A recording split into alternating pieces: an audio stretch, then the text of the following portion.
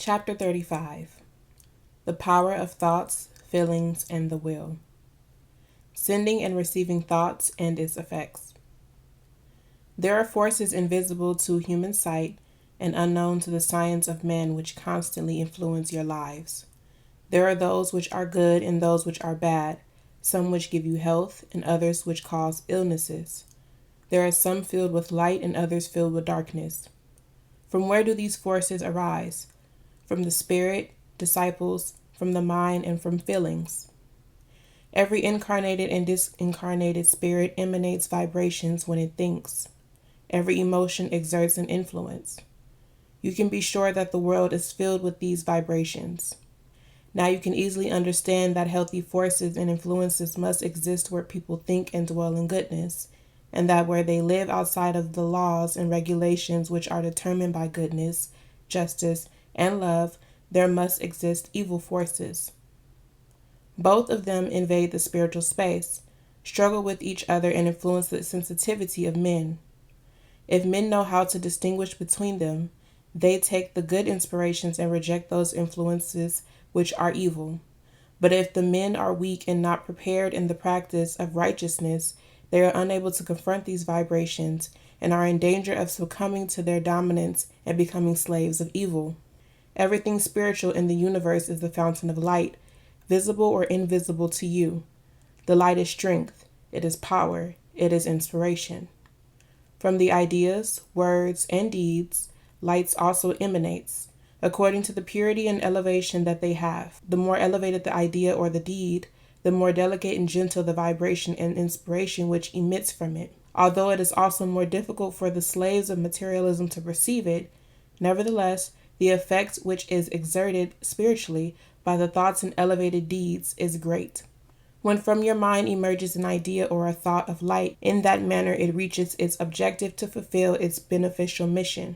If instead of kind thoughts and pure emanations surge from your mind, they will only cause harm wherever you send them. I say to you that thoughts are deeds, and as such they remain written in the book which exists in your conscience. If your deeds are good or bad, you will receive multiplied what you wished for your brethren.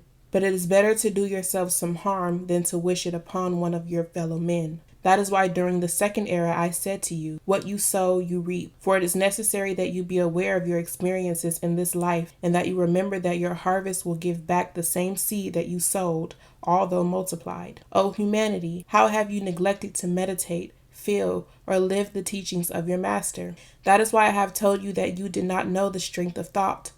Today I tell you that thought is voice and hearing. It is a weapon and a shield.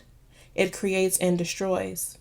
Thought cuts the distance to those who are absent and finds those who had been lost. Know your weapons before the battle commences. He who knows how to prepare himself will be strong and invincible. It will not be necessary to wield mortal weapons. Your sword will be thought pure and clean, your shield faith and charity. Even in silence, your voice will resound as a message of peace. Keep vigil, being careful not to stain your mind with impure thoughts. The mind is creative, and when you give space to an evil idea, it will lead you to the lower planes, and your spirit will be surrounded with darkness. The joined thoughts of a multitude will be capable of striking down evil influences, toppling idols from their pedestals. Today I can assure you that in the future communication through thought, which will reach development, and through it many barriers that today separate peoples and worlds will disappear. If you learn to communicate in thought with your Father, if you achieve spirit-to-spirit communication, what difficulty could there be in communicating with your brothers, be they visible or invisible, present or absent, and nearby or far away? Your thoughts always come to me, no matter how imperfect they are, and I hear your prayers even if they lack the faith that you should always put in them. This is because my spirit captures the vibrations and feelings of all beings. However, men who find themselves distant from others by their selfishness and distant by spiritual life by the materialism that they have allowed themselves to be wrapped in today are not prepared to communicate with others by means of their thoughts. Nonetheless, I tell you that it is necessary to begin to educate your spirit. To do so, speak to the spirits even if you have no apparent answer from them. Tomorrow, when you have all learned to give, you will begin to have indications of a spiritual communication never imagined by men. The strength of feelings, desires, and fears. At every moment, you are vibrating mentally and spiritually, but most of the time, you radiate selfishness, hatred, violence, vanity, and lower passions. You wound, and you feel it when you are wounded, but you do not love, and so you do not feel it when you are loved.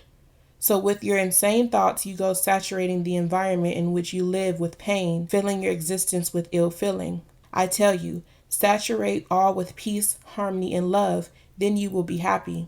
Never think ill of those who do not love you, nor become exasperated with those who do not understand you. For even the most closely held of the feelings you have toward your fellow men is transmitted with your thought. Do you see those men who seek power through force? Very soon you will see them convinced of their error. I will demonstrate to them that solely through goodness, which is the emanation of love, one can be truly great and powerful. You need faith to raise your faces, smiling with hope, and look forward to the future without doubts or mistrust, for I am in your future. How often are you ill because you think you are, because you believe every step dogged by fate or menaced by pain? That is when your mind attracts the darkness, and with it surround your material life and your spiritual journey. Yet, here you have me to reignite your faith in life, truth, eternity, and perfect peace, and to teach you to once more to attract the light to yourselves. The lack of self-control. Man has two weaknesses. He makes no effort to remove his blindfolds in order to study my elevated spiritual teachings, nor does he want to separate himself from those material pleasures that prevent his spiritual progress. Thus, he has become a slave to his selfish pleasures. His spirit is like a paralyzed human being who makes no effort to heal himself. In all walks of life, wherever I look, I see the majority of men as being weak. What does that mean? That you do not have enough strength of will to escape from the mire in which you find yourselves, or from the laziness caused by the bonds that tie you to the material, and that is the beginning of all vices and errors. But men do not wish to make use of the power which they have been given, which is the will that should be the supreme legislator, which ought to make itself obeyed, and in concert with reason, fight strength against strength, empire against empire, on one side the passions and desires, on the other reason and will, until the day reason and will win the final battle and you can say that you are free. Then you can be the great prophets, the great enlightened ones, the supermen. Then you will be able to live among the beasts and play with reptiles. For truly I tell you, it is the faults covering you that make you fear these little brothers of yours, and it is because of these they attack you. Yet if you observe men, you will see there are men who are fiercer than tigers and more poisonous than cobras. My peace be with you.